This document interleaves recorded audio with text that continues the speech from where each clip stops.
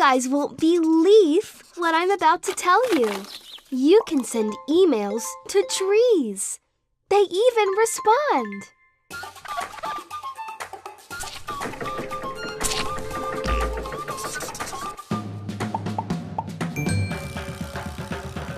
In 2013, after years of drought, trees in Melbourne, Australia were thirsty and suffering.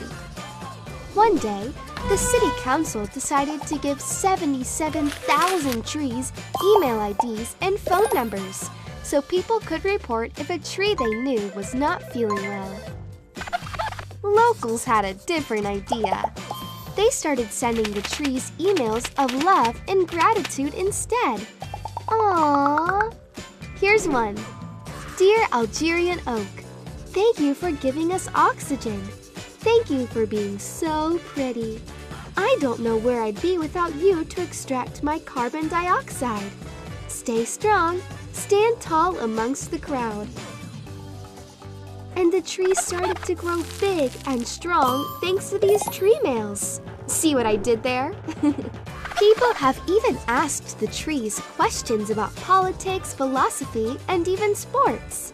Aussies, known for their love of cricket, actually asked an English elm tree about the historical Ashes series between England and Australia to see who they support. Word spread about the tree mails, and they started getting love from all over the world. One even got an email from another tree in Mississippi in the United States. I promise you, I'm not barking up the wrong tree.